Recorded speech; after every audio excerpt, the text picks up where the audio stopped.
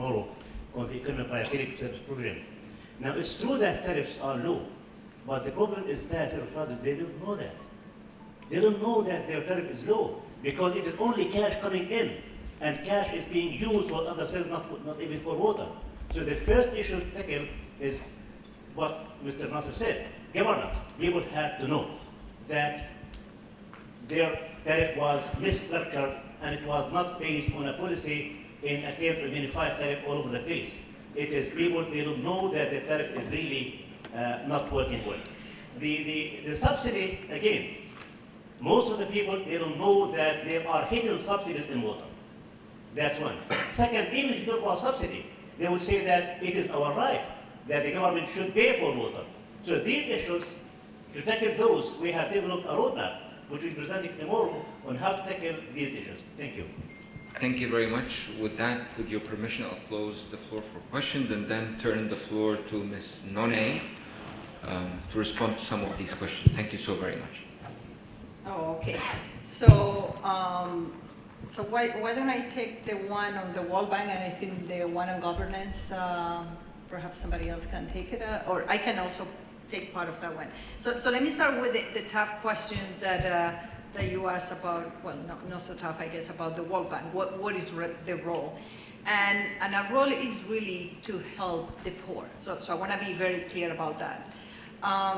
You talk about the red debt that you have heard that is put at sleep because of us. Actually, every time I come to Jordan, I ask, okay, what is the status? So we're ready to intervene on it, to be involved, but we understand there's some other political situations that are holding it for the time being. But I want to reemphasize that what we're here as the World Bank is to really help the poor. And there is nothing more important for us when we go and we visit. Actually, when I leave Washington and I go to the countries and I see what really people are doing, and when I talk and I go into their houses and I see that finally they can open the tap and they have water, and these people were not able to get that before. So that is very, very important. Of course, that being said, we have to deal as a big institution with a lot of bureaucracy. Hopefully we're not passing that into our clients. So you know that we work a lot in West Bank and Gaza, that I have visited many, many times. And again, it's very, very hard, the situation when you go into Gaza, but when you see what we did with the wastewater plant there, it makes you to be very, very proud as the World Bank. Then let me take the question on the governance. Actually, I normally don't like to give this answer, but the answer, it depends. It really depends on the country.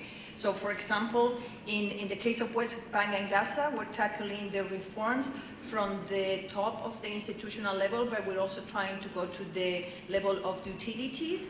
In Egypt, we have started with the rural water, and now we're moving, then we moved to urban water, and now we're gonna go at the level of the reforms at a central level.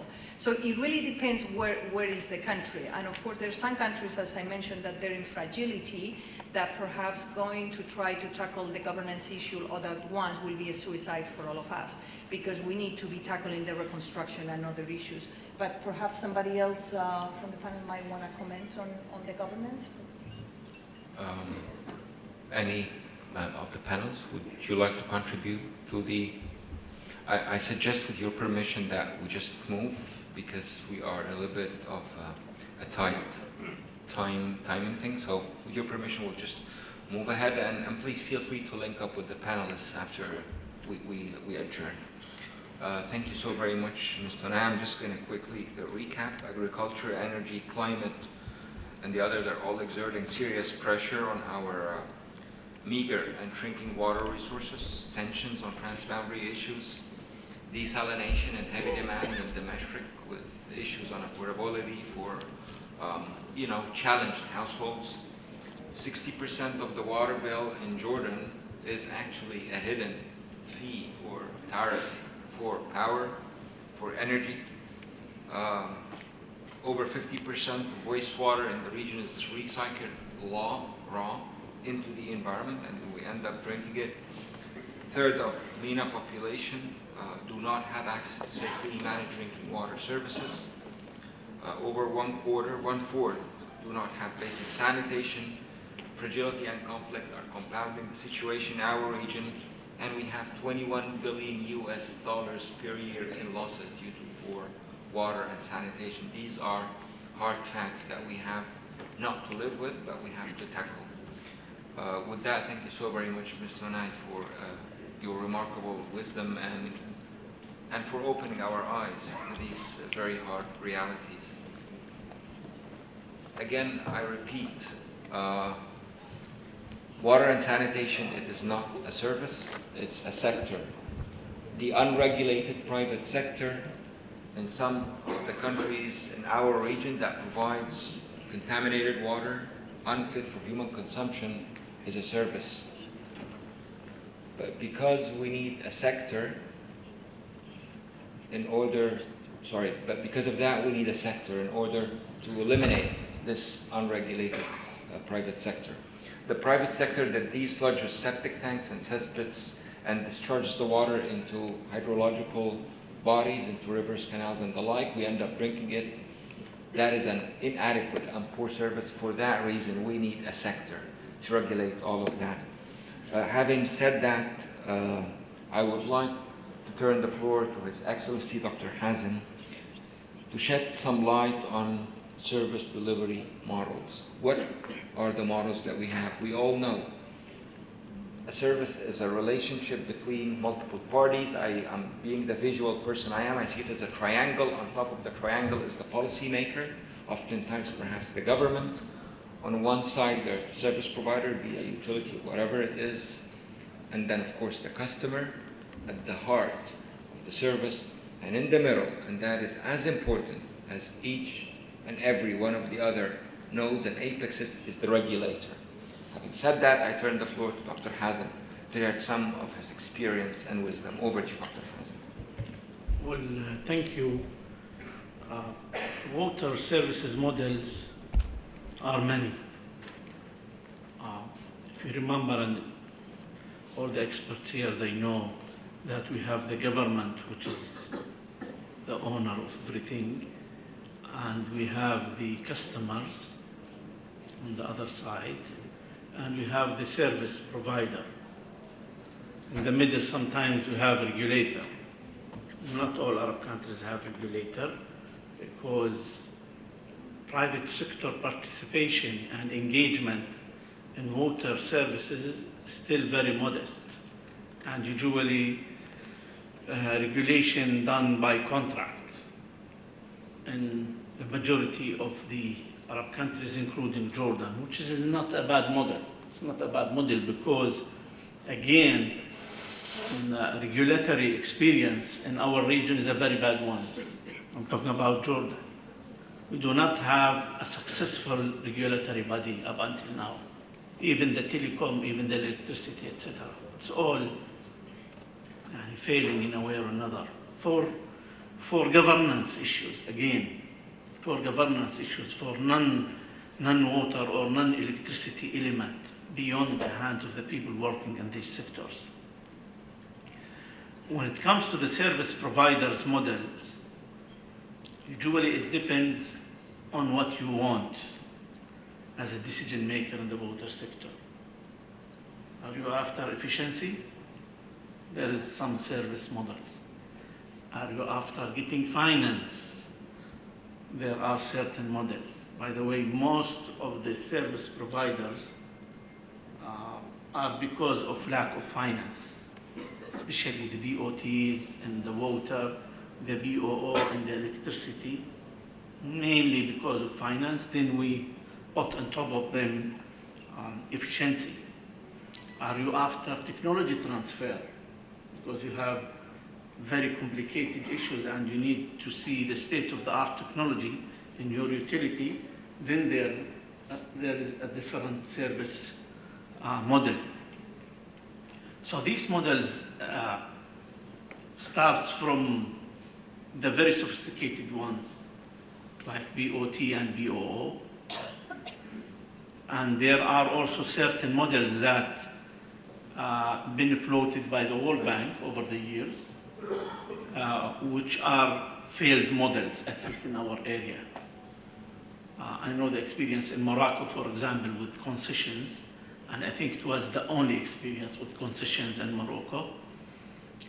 Then I remember there has been a lot of problems with this concession. The rest of the Arab world, no concessions. There are BOTs for certain projects, again, because the objective is finance. And there are some certain service models that deals with efficiency and satisfaction of donors, quote unquote, like management contracts, which was popular